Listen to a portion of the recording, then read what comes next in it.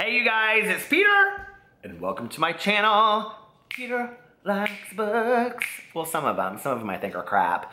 But anyway, how are you doing? How are you doing today? I just wanted to get on here and do a little rambling Booktube update. Because guess what? Yes, I finally finished a book. Last night, true story, I finished the Audible version of Benjamin Alir's The Inexplicable Logic of My Life. Okay, so I will do a quick little review for you that is spoiler free, all right? I started this book. I was so excited about it. You guys know I love Aristotle and Dante Discover the Secrets of the Universe. I also loved Last Night I Sang to the Monster. It's one of my all-time favorite books. Juliana and Sammy in Hollywood, I think that's what it's called, is also one of my favorite books. I love a lot of his books. Love. Peter loves books, but his name is Peter Likes Books. But anyway, I kind of feel like I always want to sit cross-legged when I'm talking to you. Side saddle. But anyway, I got really bored with this book, you guys. Like, it was really hard for me to get through. It is poetically written beautifully. The characterization is amazing. I loved Vicente, and I loved, you know, Salvador and Sam and all of them, and Vito. I loved all of the characters in the book. The characters totally come alive, okay? So if you're somebody that is totally character driven, you will probably end up loving this book like I did. I mean, literally, I cried the entire last half hour. I was bawling my eyes out. But if you're somebody that loves plot, you're not going to like this book. I'm just telling you straight up. Okay? I don't care how much you like the man, you're not going to like it. There's like literally no plot that happens in this book. I mean, it's more like what happens in a character's life. What is this situation that I'm doing here, this sitting anyway? It looks kind of bougie. I should probably change my name to the Bougie Booktuber. That would be so funny, wouldn't it? Anyway, I was just practicing. Okay, so, but yeah, I mean, I loved it, but like finally, like there's been so many criticisms about the issue of grief being over-addressed in the book. And I have to say, I totally agree. Like, it was really reaching. Like, I was like, finally by the end, I was like, are we serious? Like, does this happen, like, in real life this much? Like, and listen, I'm one of his biggest fans. I love the man as a writer. I think he's fantastic. But even I was kind of like, this is really questionable at the end of it, right? So anyway, if you love him, you have to read it. I mean, you just have to, right? But is it my favorite book of his? No. Is it a close second to Aristotle and Dante? No, it's nothing like that. And I went into it thinking it was really a lot like that. And I think that was part of what was, why don't we just write a sequel to that? Everybody loves that book. You know, I mean, I understand artistic integrity and stuff like that, but listen, speak to your readers too. Like, we all want to find out what happened to Aristotle and Dante, don't we? I mean, I do. Let us know. Write that book. Write a short story or something following up with where they're at now. Hell, it was like 1987 or something, wasn't it? So, I mean, like, by now they'd be like my age. I want to know what happened to Aristotle and Dante. So, anyway, but it is what it is, and he probably will never write that book. I liked it. It was okay. The dialogue was beautiful, but I got so bored. I mean, it was so much like, oh, and he does texting in it, which I hate. No, listen, I know it's 2017, and I even put... Listen, if I try to do that Alyssa Edwards, like Alyssa's Secret, I can't do it, but it happens all the time when I'm talking. What is that? So, I tried, if you don't know who Alyssa Edwards is, go look her up. So, she's hilarious. And look up Alyssa's Secret, and you'll know what I'm talking about. I do not love when texting occurs in books. I just don't. Like, I know it's 2017 and people text, but I just don't like it used in dialogue. I just think it's... And it was used in a way, I just did that again. It's used in a way in the book to like show their two characters' relationship, but I don't know, it just didn't work for me, especially listening to it on Audible. Maybe if I read it, it would have been different, but it was just kind of cheesy. There was a lot of cheesiness about the book. Aristotle and Dante was so honest. Last Night I Sang to a Monster was so honest. At this one, I just kind of was like, ugh.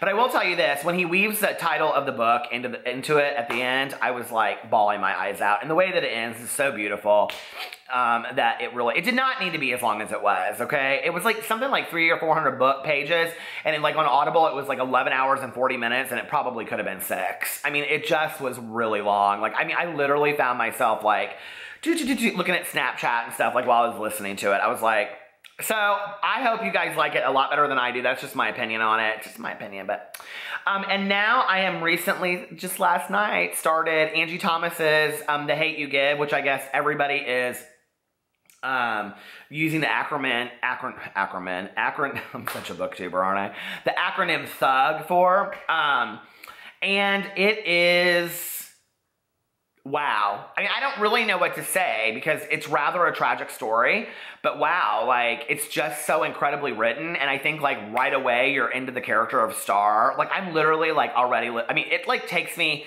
I either, like, when I listen to a book, an audiobook, like, I'm either, like, right into it, or it takes me hours to get into it. I'm already 2.5 hours into it. That's how much I like it. So, it's just really, really, really cool. So, yeah, so, really cool. That's a really poor description of the book.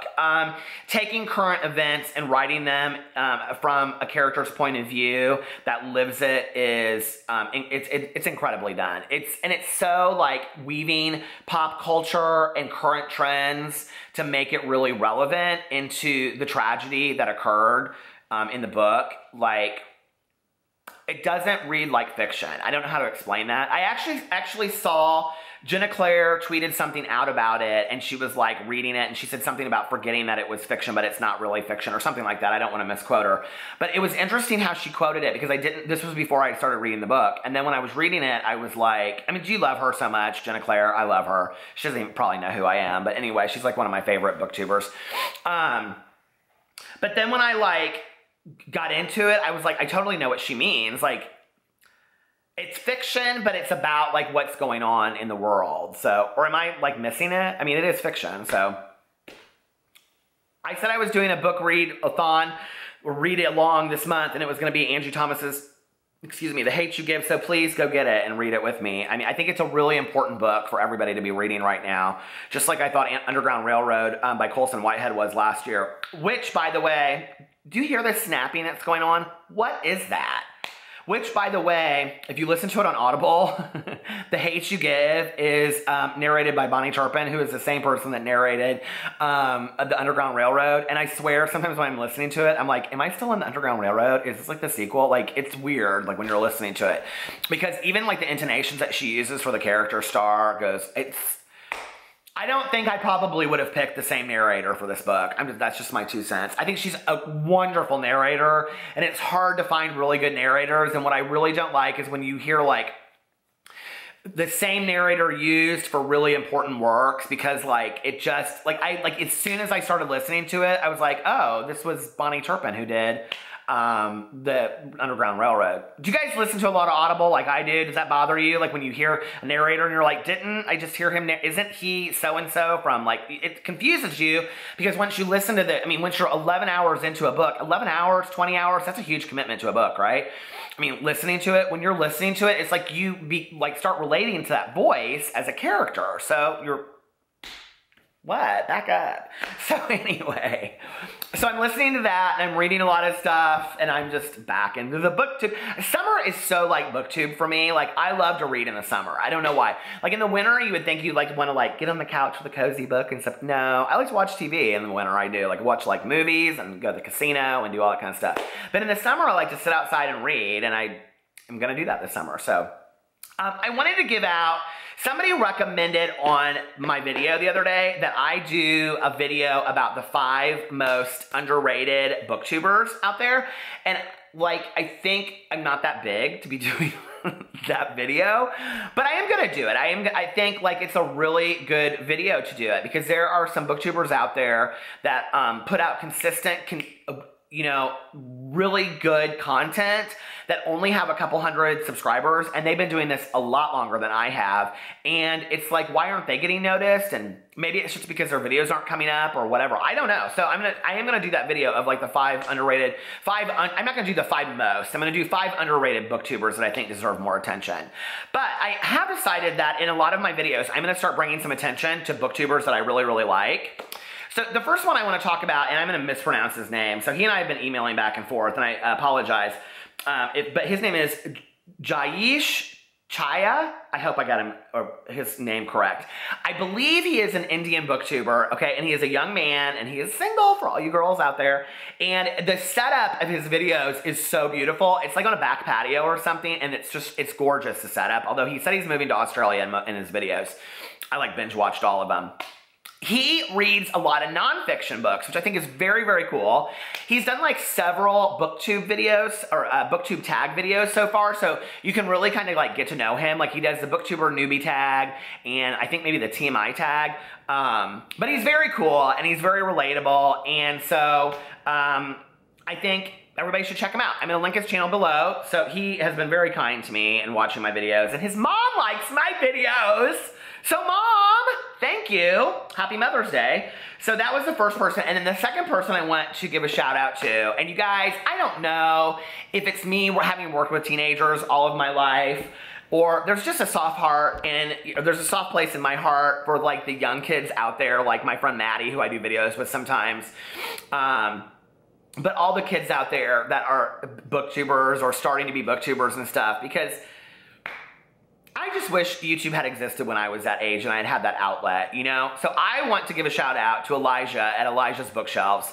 He did an original book tag, which I am gonna do, okay? It's like a lot of questions, but it's a good book, it's a book tag, did I call it? It's a good tag video, right? Because I watched it.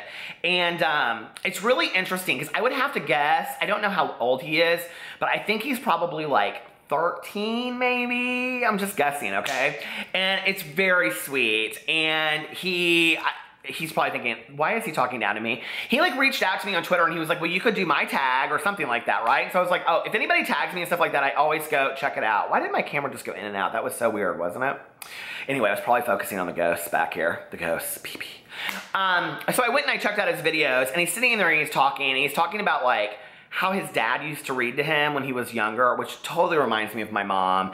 And then my dad read to me too, like, you know, when I would be with my dad, and I loved it. And he was talking to me. He was talking in the video about like books that his parents bought him and his very first favorite books and stuff. And you can tell he just absolutely, absolutely loves books and reading and everything. And he's like standing next to his bookshelf.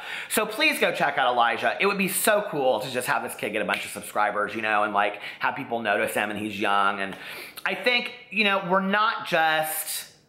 I think when we do that for the younger kids out there, we're not just building a channel. I think we're building confidence. And I think that we're helping somebody make something of themselves. And I think to go subscribe to their channel, watch their videos, and like them, for anybody, no matter what your age is, I think that it just makes people feel better. It's why I literally subscribe to every channel that people come to me for. I'm like, why not? Like, what do I have to lose? I mean, if it's gonna make somebody feel better to see their number go up, what's wrong with that? Like, I just never get when people come to my channel and they're like, I've been watching your channel for 3 months now, and I finally decided I was going to subscribe. And I was like, it took you 3 months? Like, you should have known day one. Come on, let's get for real, okay? I'm the answer right here. But no, I'm joking. But I just don't understand that. It's like, you watch videos and then you like, it's a subscribe button, you guys. It's not like the button on the TV show Lost. You're going to destroy the world, okay? It's a subscribe button. If their videos come up and you don't want to watch them, you don't have to. So, and Booktube is such a wonderful place that, like, why wouldn't we want to subscribe to everybody and know everybody and be able to talk about books with everybody? I mean, it's a cool place, right? So anyway, that's my little Booktube update for the day. I forgot what I had called it. And what I'm doing, and the books I finished, and the books that I'm reading. So, what are you guys reading? What are you doing? Oh my God. All right, I will be back tomorrow. I love you guys, and I will talk to you then. Bye.